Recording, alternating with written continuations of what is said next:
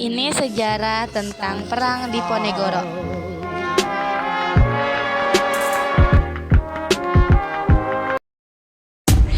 Nama asli dari Pangeran Diponegoro ialah Bendara Raden Mas Mustafaru, nama yang berkaitan dengan fajar dalam istilah Jawa.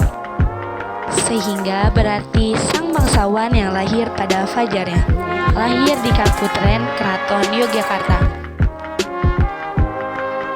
Tepatnya pada pukul 3.30 sampai 4.11 November 1785 tepat menjelang fajar saat sahur pada 8 Muharram 1200 Hijriah. Awal mulanya peperangan Diponegoro.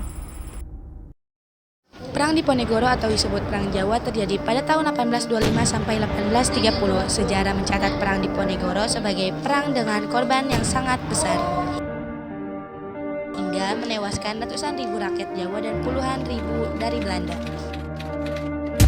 Latar belakang Perang Diponegoro. Secara umum, Perang Diponegoro dilatar belakangi oleh adanya ikut campur Belanda pada urusan kerajaan. Pihak keraton tidak berdaya akan pengaruh politik pemerintahan kolonial dan justru hidup mewah serta tidak mempedulikan rakyatnya. Selain itu, sebab khusus dari Perang Diponegoro adalah pemasangan tonggak-tonggak untuk membuat rel kereta api yang melewati makam dari leluhur Pangeran Diponegoro. Kronologi Perang Diponegoro. Perang Diponegoro diawali dari 20 Juli 1825 di mana istana mengutus dua bupati senior untuk memimpin pasukan Jawa Belanda menangkap Pangeran Diponegoro dan Mangkubumi di Tegal Rejo.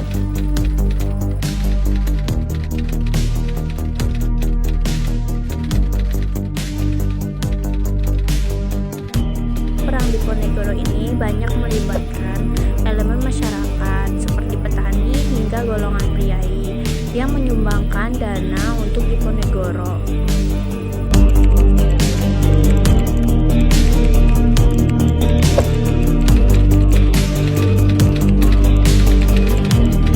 Perjuangan Diponegoro dibantu oleh Kyai Mojo yang merupakan tokoh spiritual pemberontakan. Butuh waktu 3 minggu untuk Pangeran Diponegoro.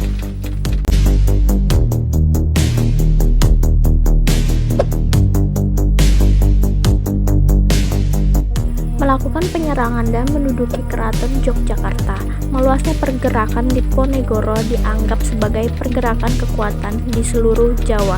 Dalam pelaksanaannya, Perang Diponegoro dilakukan melalui taktik gerilya. Puncaknya terjadi pada 1827 ketika Belanda mengarahkan 23.000 serdadu untuk melawan. Pada tahun 1829, Kyai Mojo ditangkap.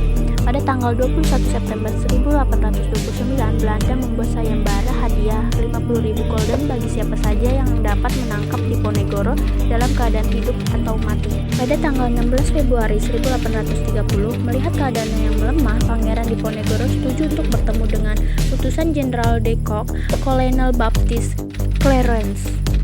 Ada 3 dampak Perang Diponegoro. 1. Ribuan korban tewas. Perang Diponegoro menelan banyak korban jiwa. Diperkirakan sekitar 8.000 pasukan Belanda tewas dalam perang ini, sementara ratusan ribu warga Jawa juga kehilangan nyawa mereka. Konflik ini menggambarkan tingginya intensitas pertempuran dan keganasan yang terjadi selama perang.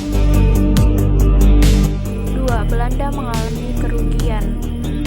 Selain korban manusia, Belanda juga mengalami kerugian finansial yang signifikan selama Perang Diponegoro. Mereka mengeluarkan sekitar 20 juta gulden untuk membiayai operasi militer mereka. Kerugian ini tidak hanya terbatas pada aspek finansial, tapi juga melibatkan sumber daya manusia dan logistik. 3. Penguasaan mutlak Belanda atas tanah Jawa. Salah satu dampak paling penting dari Perang Diponegoro adalah penguasaan mutlak Belanda atas tanah Jawa. Setelah berhasil mengalahkan pasukan Diponegoro, Belanda mengonsolidasikan kekuasaan mereka di pulau ini menjadi langkah kunci dalam penjajahan mereka di Indonesia. Nah, jadi itu dia penjelasan tentang awal mulanya Perang Diponegoro. Semoga bisa dipahamin ya. Bye-bye.